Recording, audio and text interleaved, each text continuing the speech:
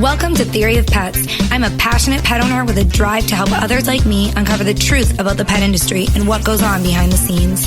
Hi, everyone. Thank you for joining me today. My name is Connor, and I am the president of Top Dog Tips, one of the co-hosts of the Theory of Pets podcast. Today, we have Dr. Lyndsey Kingsley back on again. We're going to be talking about mobile veterinary care, and actually going to be a little shameless plug here because that's the company she works for, BetterVet, and they provide a mobile veterinary service. But I figure, you might as well consult and, be educated by the experts and people who actually go out there and do it. And I'm super excited about this topic because, mobile veterinary care in the post-pandemic world has apparently exploded. And who better to have on than Dr. Lyndsey Kingsley? So thanks for coming on today. Glad to be here. So let's start off here. What is mobile veterinary care?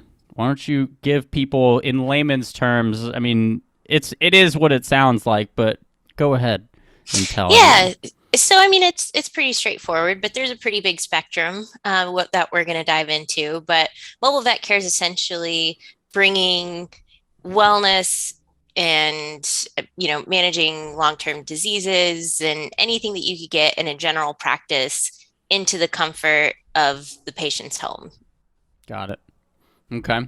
And there's this, how would you say this came about? Like you said, there's this recent trend in the pet industry, where mobile vet care has come up, and especially during 2022, after the pandemic.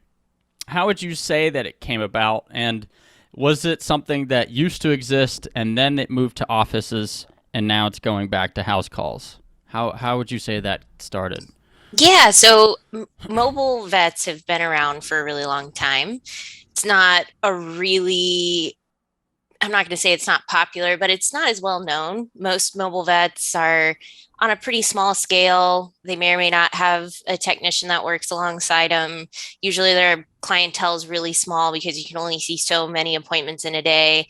And a lot of mobile vets they don't even take new clients. So it's just a much smaller scale than most brick and mortars are. So not as many people realize it, but the demand for it has dramatically increased in the last couple of years for a few reasons. I mean, the pandemic is a no-brainer when all the brick and mortar hospitals closed their doors and said, we're going to do everything curbside now to keep their staff safe, which is totally reasonable. A lot of people said, A, I don't want to have to use that service, or B, I don't want to have to go be around other people. This is a safer option for me and my family. In addition to that, I mean, just as a culture, we're really trending towards, convenience, and BetterVet takes it one step farther. We do have an app and a portal that clients can use to access medical records and make appointments and all that good stuff. So instead of having to call and wait on hold and talk to a receptionist and all that good stuff, we have the convenience where you can do all that just off an app and through your just at the touch of your fingers. So, so the convenience aspect of it too has really just thrown diesel on the flames, and really given a lot of momentum to the demand for house call vets. Got it. Okay. And who founded BetterVet? Was it a veterinarian themselves? So BetterVet has a really interesting pedigree. So our owner and founder, Bruce Hertzfelder, was a founder of a company called VetCor that is one of the larger chain of brick and mortar hospitals nationwide. So that's where he got a toe in on the industry and is really familiar with kind of the behind the scenes, how to make this whole operation work. And one of his very good childhood friends, Dr. John DeYoung, who was the past AVMA president. The AVMA is the American Veterinary Medical Association that has just under 100,000 members. It's the largest VMA in the world. They just happen to be childhood friends, and Dr. DeYoung actually had his own house call practice, and they were sitting social distancing on a porch, kind of contemplating life, and John said, I think a great idea would be to take your model of gathering all of these veterinarians in these different institutions and kind of making more of a chain, and apply that to the house call industry, because there's simply not enough house call veterinarians to go around. Mm-hmm.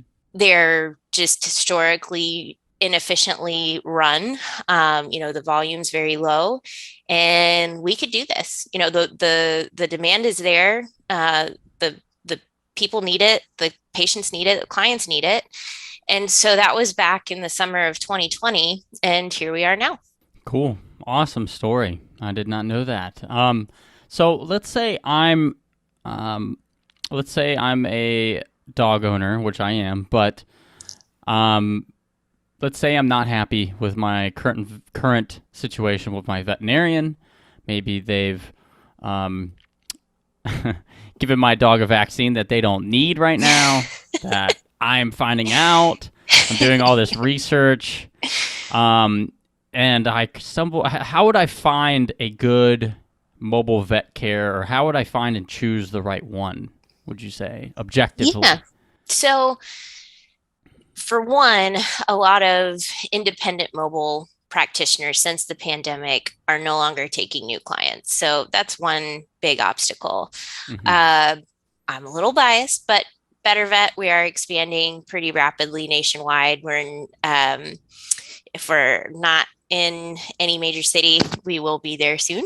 Mm-hmm. So you can check the availability of whether or not we service the area either through our app or online at bettervet.com. Mm-hmm. We are growing rapidly, but we make sure all of our veterinarians are fear-free certified.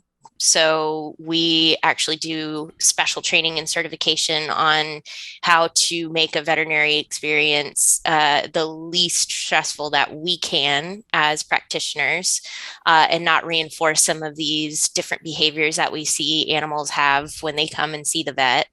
We equip everybody with cutting edge medical equipment to do diagnostics, that sort of thing.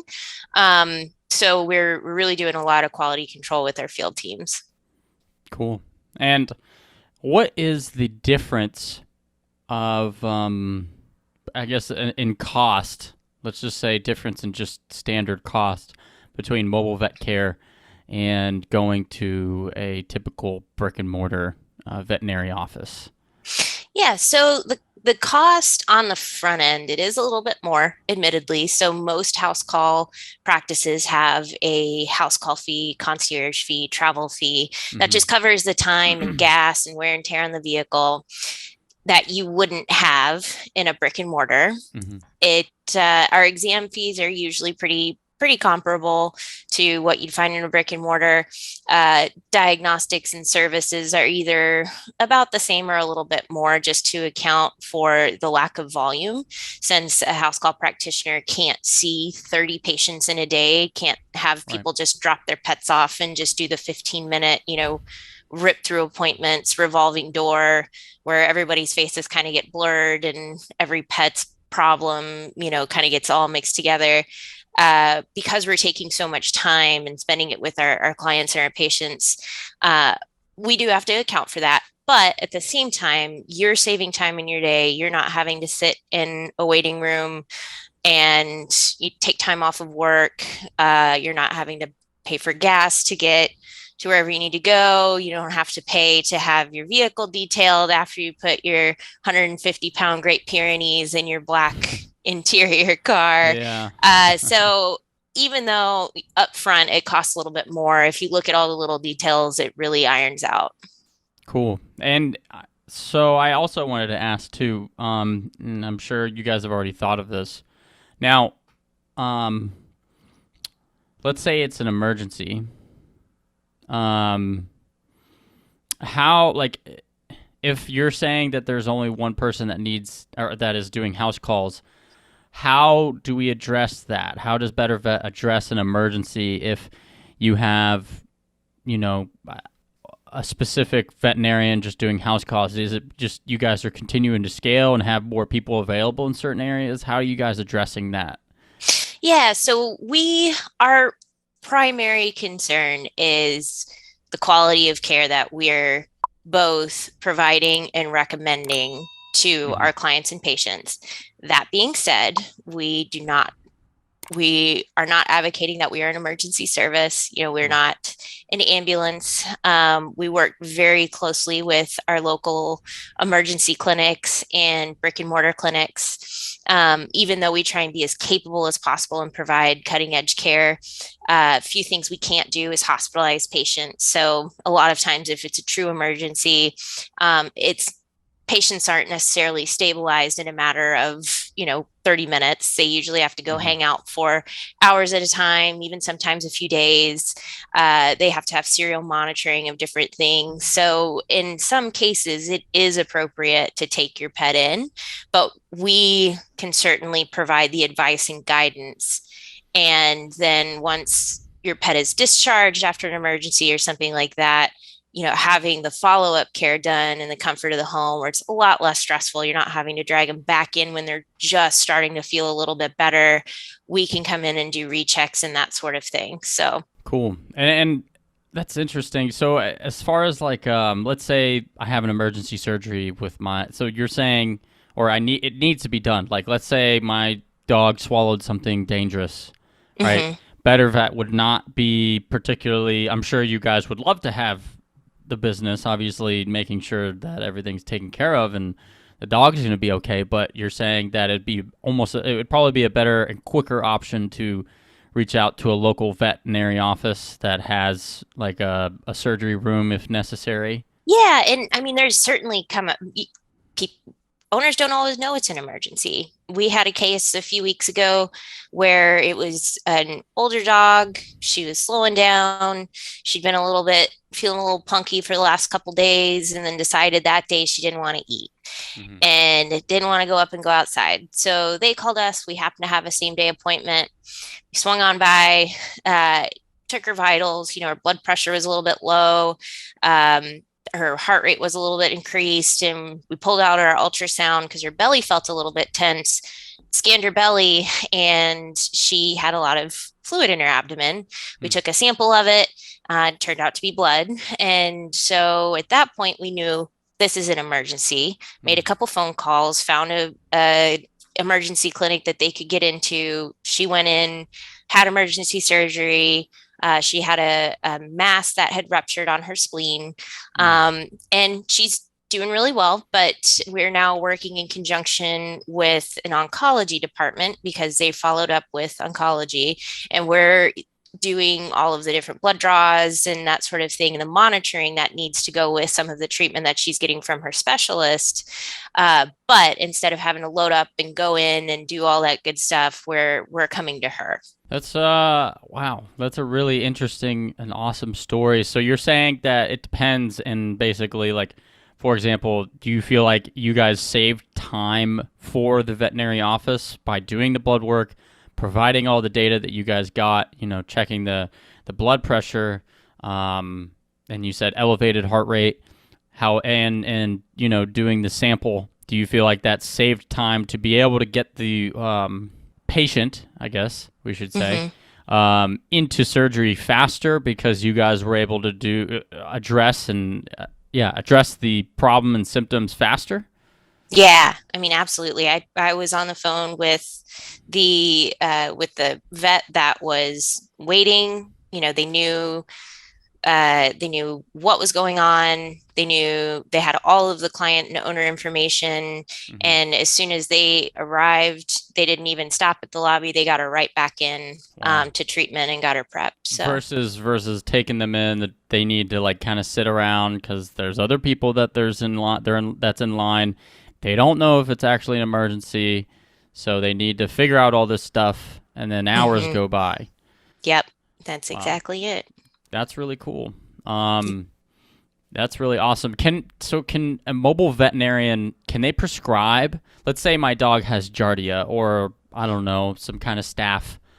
I'm only saying this because it's relevant in my mind. 2 weeks ago, my dog had like a little staph, little thing on her leg. Can they prescribe the same stuff as you would see in a veterinary office? Yeah. As far as prescriptions, and they can just say, here's the script, just call it in, go pick it up. Yeah, absolutely. So we carry some medications with us, but we do rely pretty heavily on we have an online pharmacy. So uh, a lot of our patients, we see a lot of cats and a lot of dogs are a little bit picky. And our whole goal, our whole model is to provide a less stressful experience, more pleasant experience. So, that being said, we use a lot of compounded medications that are custom made for our patients. They're either instead of a nasty, bitter pill or liquid or something like that, we're getting these medications made into like a soft chew that's, like triple fish flavored. There's a medication we use a lot with cats for pain called gabapentin that's really bitter. And the number one way we get it compounded is in chicken marshmallow because the sweet marshmallow actually will mask the bitter flavor better than just trying to cover it up with the savory. So it's kind of the sweet and savory flavor. So whereas in a vet clinic, a lot of times you can't just script out compounded medications.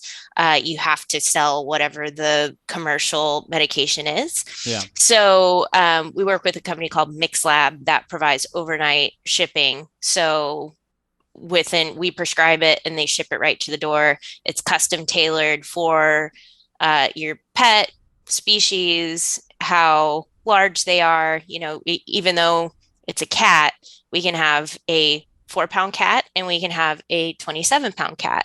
And that medication is going to look a whole lot different. Dang. So that's one thing BetterVet does probably more than any other clinic.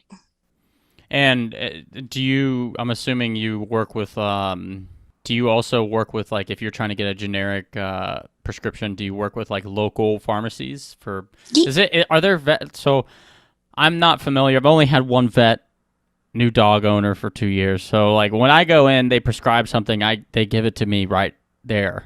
Mm-hmm. So how does that work when if you guys don't necessarily have it on hand and let's say your online doesn't have what you're looking for? Does that happen sometimes? Sometimes. I mean, usually online, whether it's a compound or a medication, we can find it online. But if it's a medication that, say we have a UTI, we have a dog that has a urinary tract infection and we need to start antibiotics right away. And for whatever reason, we don't have it.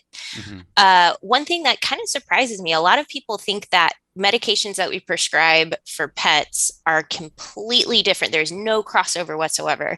And I would say probably 80% of the medications that we use are human medications to some level. So, if it's something that we can call into a Walgreens or an HEB, I guess, I wish HEB was everywhere. They're the best grocery store ever. Just a little Texas plug there, but we can certainly call those in. So we've got a lot of different options in order to get medications to our clients. Now, the human medication part, is that because most of those studies that were, tested and proven safe and effective was because it started out in animal studies prior to going to humans, so that's approved for both? Interesting thought, but at the same time, most lab animals, I mean, there are some different studies that have been done on dogs, but for the most part, it's on mice and rats and other things. So it's actually kind of come full circle. So a lot of the dosages that we'll take and use for animals will extrapolate from the human dosage, mm-hmm. and then we'll have independent studies that'll either confirm or deny, how safe those medications are. Got it. Okay. So, I guess one thing I wanted to tie up quickly as far as the emergency care. So you're saying that you're able to actually help, for an emergency procedure if necessary, because you'll come to them when a veterinary office has like a waiting list, because they can't just take everyone who's screaming their head off saying emergency.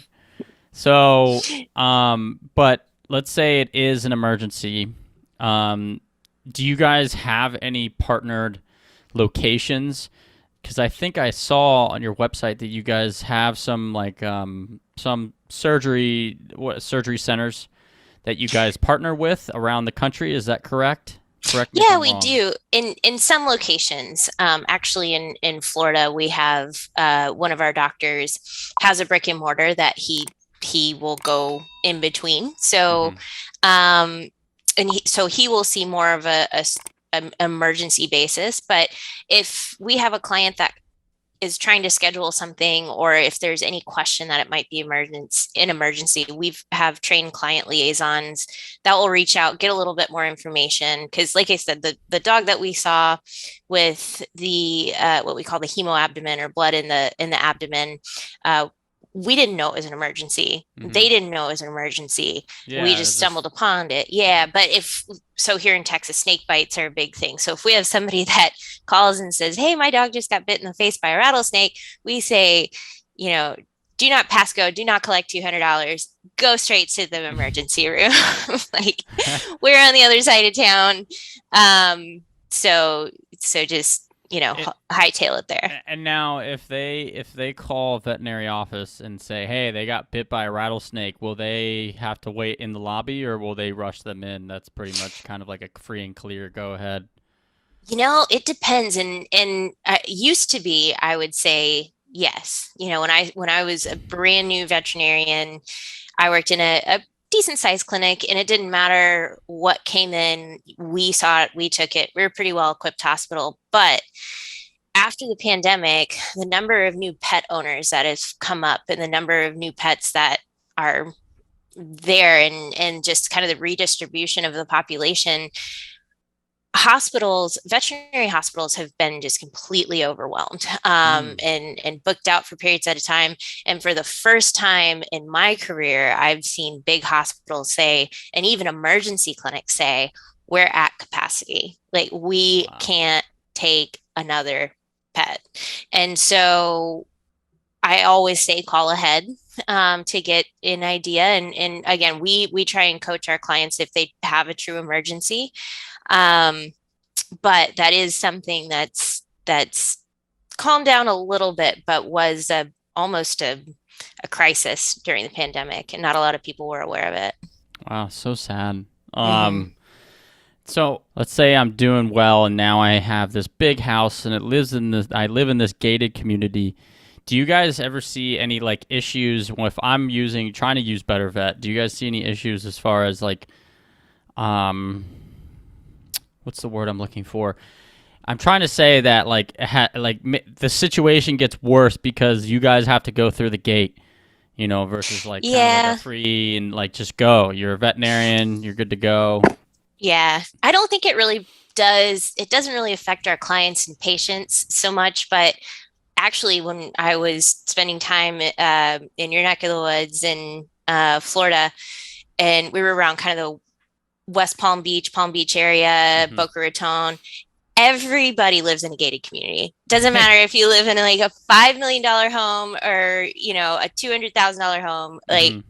Floridians are very proud of their gated communities. And, it doesn't really affect our clients anything, but it does throw a huge wrench in our route, in our scheduling. Yeah. Just because all that little added time of we have to buzz the owner, and or and in the Austin, owner doesn't call you in, and then you get to the gate and there's this giant 10-car line. You're like, great. Yeah. Or if you're in you have a client who's in a high-rise apartment, and you have to go 30 meet the floors up. concierge, and God forbid I was in the 30th floor of a high-rise, and we had to park 3 blocks away, and I get up and we're about to start our exam, and I'm like, oh my God, I forgot my stethoscope. So back down, got my steps in that day. But it's little things like that kind of go in on the behind the scenes that you really have to account for. Okay. Yeah, I was just curious because I'm I feel like that situation with that older dog is kind of pressing. You can't just sit and be in a gated community line. So I was just curious, and obviously I live in a pretty affluent area, Jupiter, Florida, and so yeah, exactly what you're saying, gated. So unfortunately, I'm spoiled. So I was just like, that I feel like that would be like a thing for sure. But I guess it's not really a thing for anywhere else. We're Floridians. Oh man.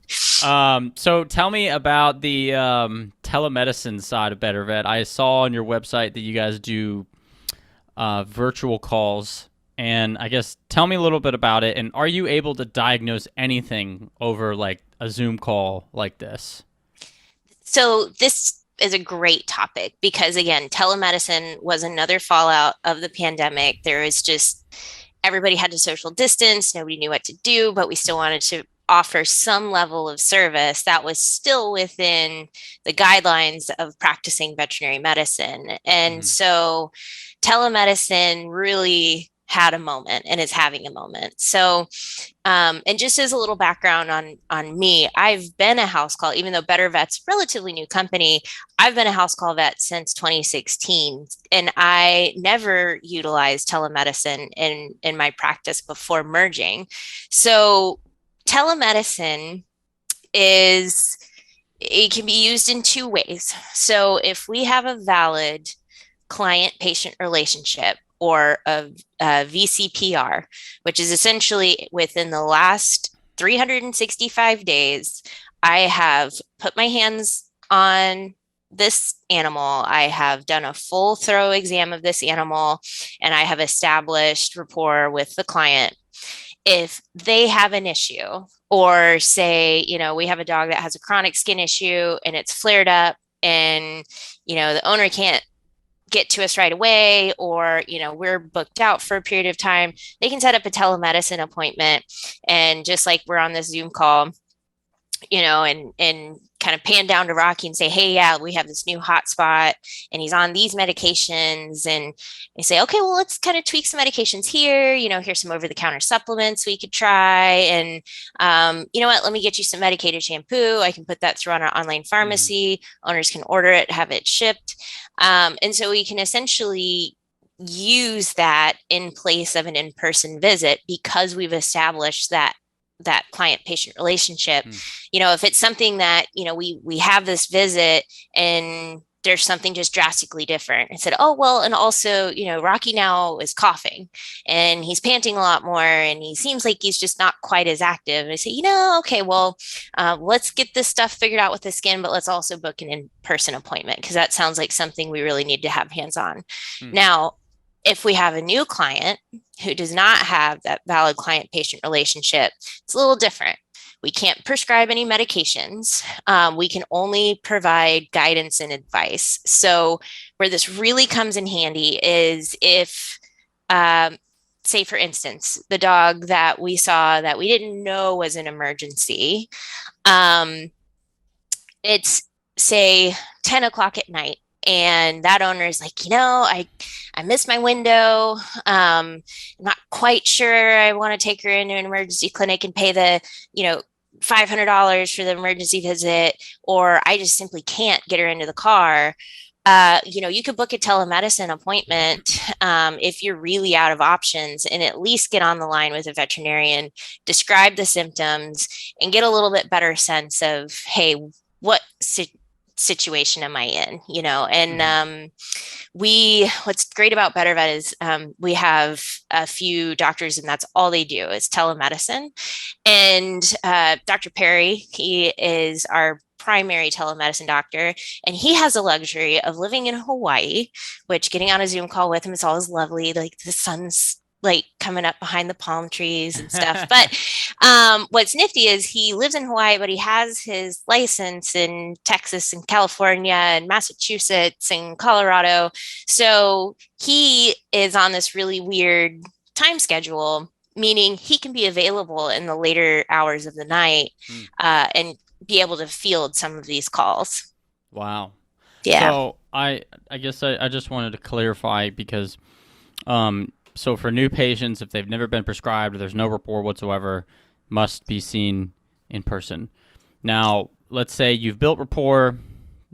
My dog's been going to BetterVet for 2 years. all of a sudden, like, my dog has a skin problem. She wasn't taking, and you've seen her within the past year, but she wasn't on prescription, and she has a skin problem. Are you able to prescribe antibiotics or something for their skin in that instance, or do you still have to come and analyze and diagnose that skin issue? It kind of depends on the information we can get from the call. So, if we can get a really good image and get a good handle, and it's just this classic pattern, and, we have a pet that's just in a lot of discomfort, and there's not really anything else going on, we can definitely get medication started then.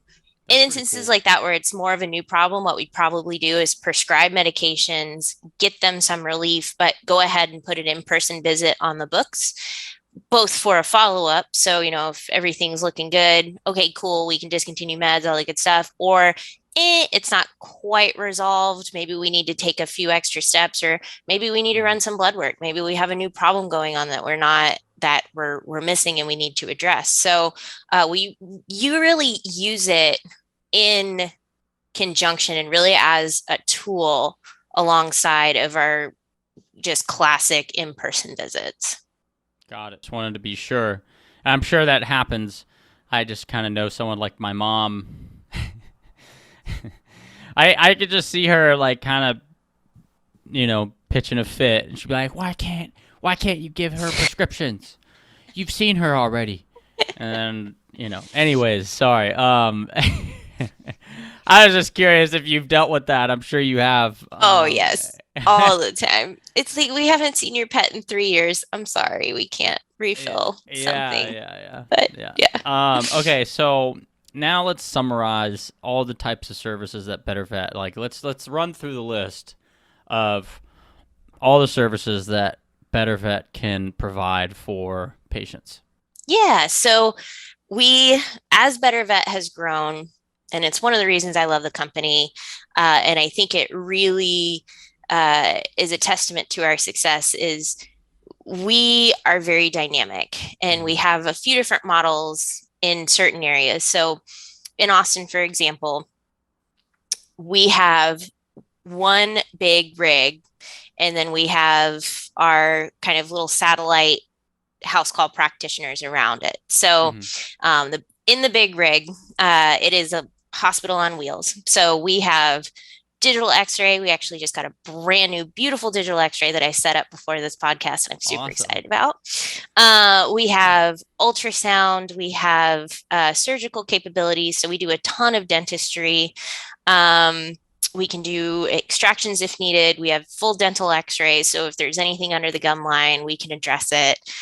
We can do spays, neuters, mass removals, essentially any kind of outpatient surgery that doesn't require hospitalization after the fact. So we aren't in any sort of orthopedics or any emergency surgeries that are patients that aren't stable.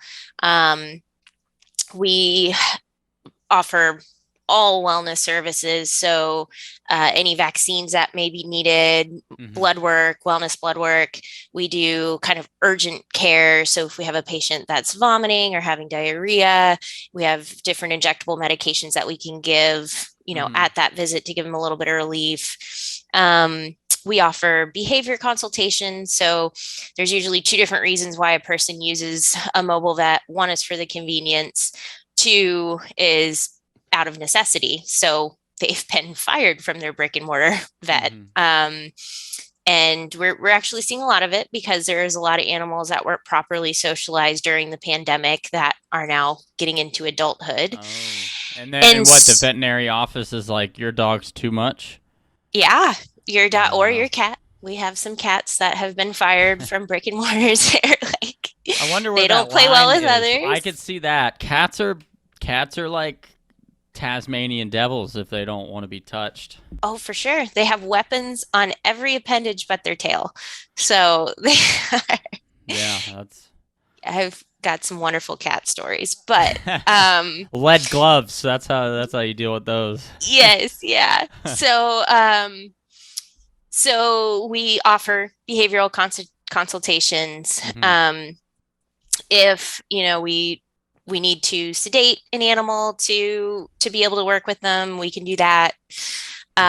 We offer nutrition advice and that sort of thing. So the fact that we can really get a good feel of the animal's environment or the pet's environment, versus just seeing them in an exam room, it's that's a service in and of itself. Mm-hmm. So we have a cat that um, had just chronic urinary issues, and that the owner had been into multiple vet clinics and just couldn't figure it out. They do antibiotics, he's on food and everything, and he's still urinating outside the box.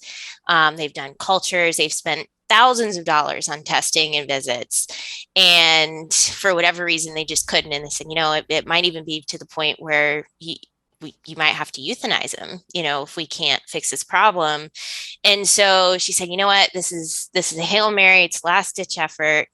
I don't know what else to do. I'm at my wit's end. I just want a second opinion. And we show up, and the moment the door is open, we're just hit with a wall of perfume. Like, my eyes were watering. The scent in this house was so strong. I don't know if she was like a Scentsy rep or something, but I was like, how long have you been using all of these air fresheners? She said, oh, I always have, like my husband was a smoker and trying to cover it up. And I said, well, that might be a problem. She said, but we've done everything that they've told us. We've got the pheromones going, we've got all the different enrichment things. I said, well, let's try and smoke out the house, no candles, no air fresheners.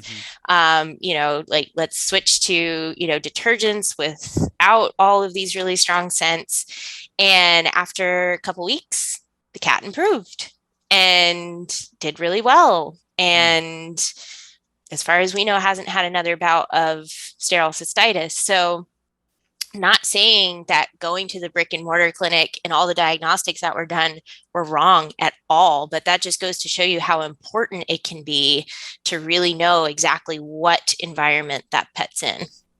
And what is sterile cystitis again? So they're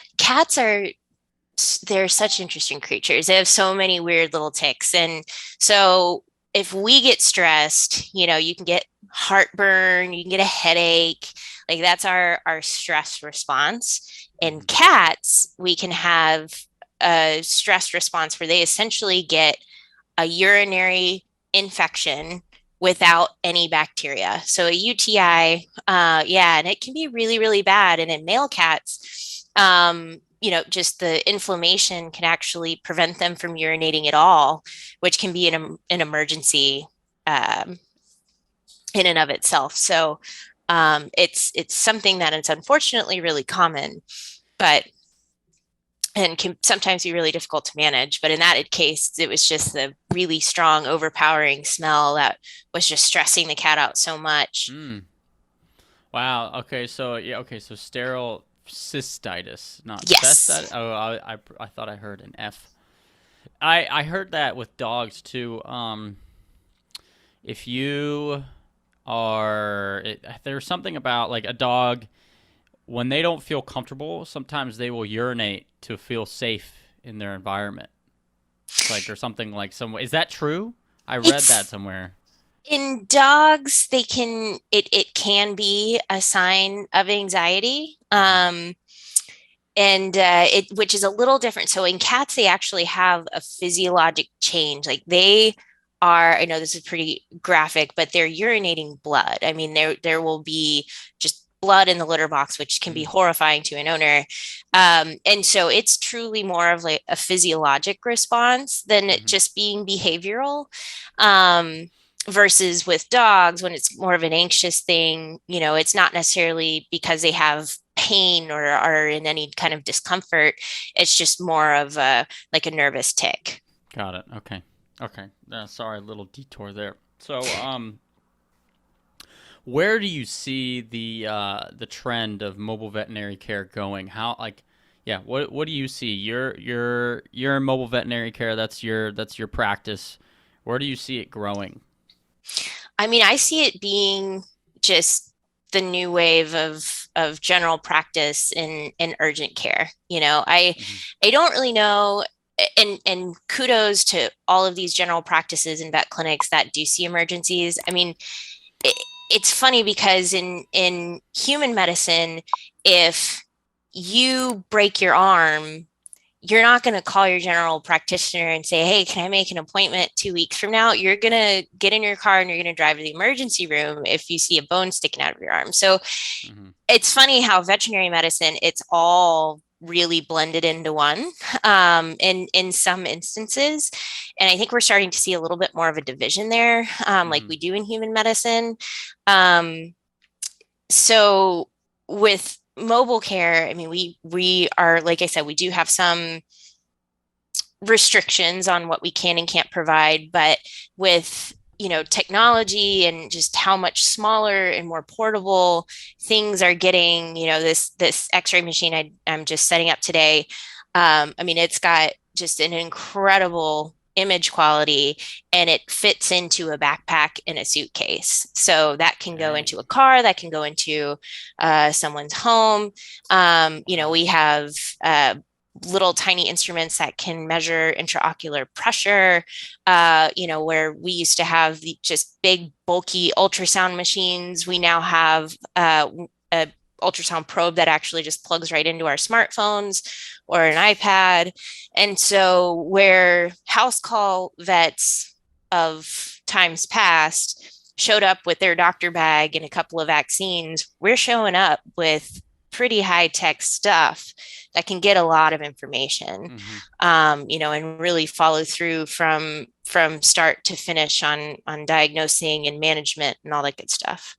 It almost sounds like it's almost honestly better for the animal because as BetterVet and mobile veterinary care continues to grow, you're able to address specifically one dog and like see them within the, I'm assuming within the hour, if it as at some point, within the hour, as long as the company's scaled big enough to be able to handle that kind of like quick, being able to see a patient that quickly. But compared to having to drive all the way to the vet's office, then sit in the lobby. So it almost sounds like it's better for the most part for the health of the patient, because emergencies are, it's not that they're not common, but they're not necessarily as common as just normal general health issues. Yeah, Yeah. like my pet's feeling punky, and you're right. Like, so stress, and this kind of circles back to the cat that's now urinating blood and in a lot of pain. So Mm-hmm. stress in and of itself can cause medical issues. And so it's always a little bit frustrating when you're trying to fix something that's stress induced and you're just adding to the problem. And what's really interesting, so since I started as a house call practitioner, you can see the physiologic difference. So in practice, when I used to send out blood work for cats and dogs, there was a very common pattern that we would get back on the reports called a stress leukogram. And it's literally where the white blood cell count will shift. So the neutrophil count will get really high, Mm-hmm. lymphocyte count will get really low, the overall white blood cell count might get a little bit higher than what it normally is. And in cats, sometimes they can have hyperglycemia. So, where they have a really high blood sugar. Mm-hmm. And it was just so common that it was just something that, you just write off, oh, stress leukogram, don't need to worry about, it just was like, this is just what happens. Mm-hmm. And then I started in my house call practice, and all of a sudden I wasn't seeing stress leucograms, and it just shifted. I mean, we still, every now and again, if we have a cat that's just really wound up or Mm-hmm. really sick, but it was like a night and day difference. And Wow. so, it's not just saying, okay, well, they're acting like they're like stressed. We're Mm-hmm. actually seeing it on, we're seeing the numbers.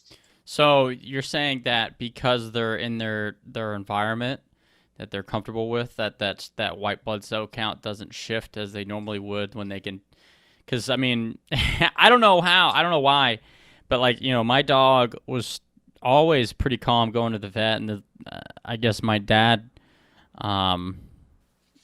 took my dog a couple months ago, and then I took her again because she had that staph on her leg, and she's having some stomach issues, and she was way more like afraid.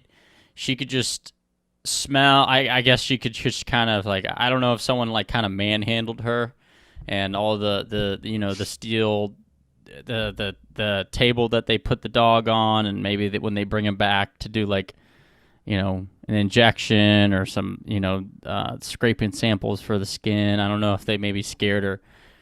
So I guess I could see how that would be, definitely she'd feel more comfortable, you know, in her own environment if like the vet came to our house versus actually going there. Because I literally saw a physiological response. Eyes got dilated. She started Yep. like tail between the legs. She could smell where she's at, trying to look for a place to hide. I'm like, what is going on? Yeah, yeah. And I mean, just to keep rolling with the different physiologic things that we can see. So when a pet is stressed, they actually emit, it sounds so silly, but it's a thing, fear pheromones that other animals can pick up on. And so, Oh. yeah, so that's So why. she's afraid because other dogs are afraid.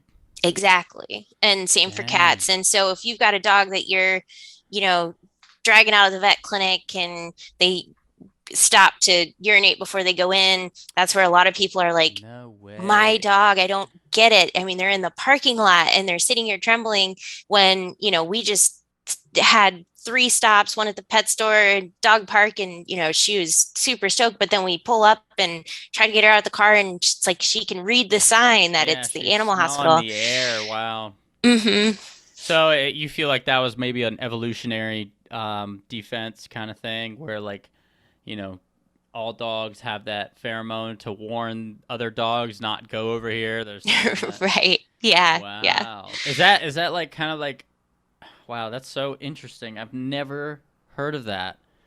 Do you think that's similar to like when dogs mark their territory, like pee on a tree or something like that? Is that kind of the same thing, pheromone? Like, what is that? I know we're kind of getting off a tangent, and it's more my fault. But the marking the territory, I know there's some pheromone there, because my dog, she'll sniff a tree. I don't see anything. I'm like, dog must have peed there, Right. or something like Uh-huh. that. Yep. That's just their literal sixth sense that we don't pick up on. And I mean, there are different tools. So there actually, and this all really ties into, I mentioned it a bit ago, fear-free certification, which all of our doctors have at BetterVet. But you know, there was a lot of studies that went into, you know, why do we have these little puppies they have no idea what's about to happen, and they're just happy-go-lucky. They have 0 point of reference as to why this place should be scary, that as soon as you are walking them into the clinic, they start shaking, you know, and they start having, like you said, their eyes dilate and they're just very uncertain.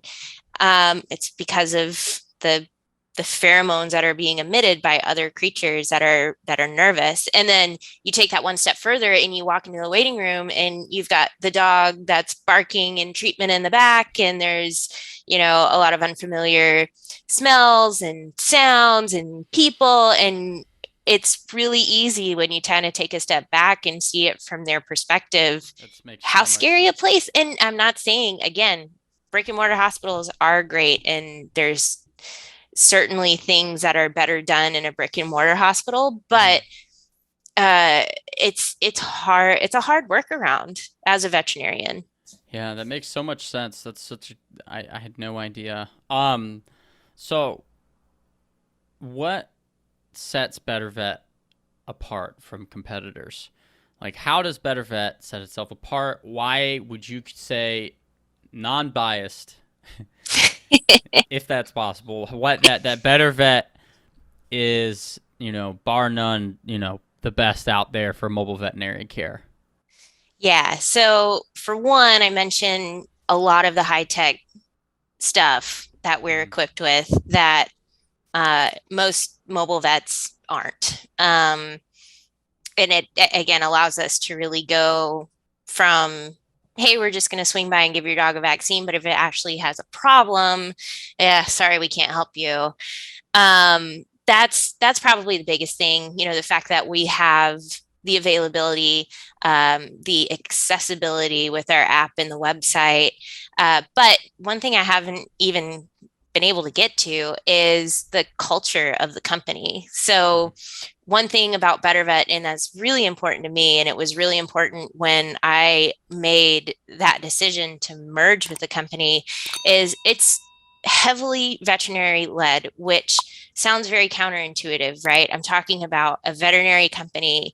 It's no brainer, right? That veterinarian should be at the top of the food chain. But in all honesty, in a lot of larger veterinary organizations, veterinarians are just boots on the ground and have very little to do with leadership and how the company is run and where it's going and that sort of thing.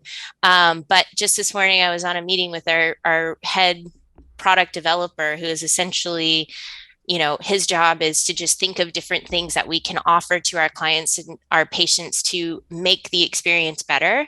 And anytime anything like that happens, he sits down with a panel of veterinarians and says, okay, how do we make this better? How do we make this work? And how do we make this, make sense medically? So that really, makes my job and my life a lot easier.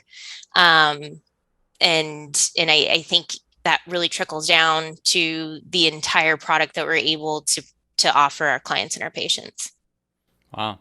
Yeah. I mean, especially just working with you, through these podcasts, I would say, BetterVet's very knowledgeable. I've learned more from just you and just our conversations than any veterinarian that I've spoken to personally, taking my dog to an office. And I've been there. I'd say I've been there as much as the amount of time that you and I have spent talking. I've been there about the equal amount of time, if not more. So I would agree. So let's wrap up. Tell everyone where to find BetterVet, online, on social media, all that good stuff, so we can make sure everyone gets the help that they need with their dogs and cats. Sorry. Yeah. I'm just saying dogs because I have a dog. I don't have a cat. Yeah, no, cats. If you have a cat and you've never tried a house call visit for them, please just try it. It's so much better. Cats really appreciate it. I mean, some dogs too. But you can find us online at bettervet.com, or you can find our app, which is really easy to use, super cool. And you can add all of your pets and pictures of them and all that good stuff. So those are the two best ways. We are on Instagram. And you'll probably see us out on YouTube. We just launched a brand new commercial, so keep your eye out for that one. No way. So you guys have a YouTube channel now? We're working on the channel, but we do have a commercial that's circulating. Okay. Yeah. I'll have to check it out. Now, as far as your practice goes, are you licensed in any other state outside of Texas? Not currently. And now I've really just shifted more towards helping develop what we're offering to our clients. So I will help a lot in that sense. I still see patients, but a little less than I used to. But we are encouraging some of our doctors to be licensed in multiple states so we can provide more telemedicine experiences. Yeah, I was going to do a little plug there. If you were licensed in other states, to have people work with Dr. Kingsley here. She's awesome. She's very, very knowledgeable. She'll take care of your animals. So that's going to wrap it up here. Thank you everyone for listening. You heard Dr. Kingsley. Check out BetterVet at bettervet.com and on social media. And with that, I hope you all have a great day, and we'll talk to you soon.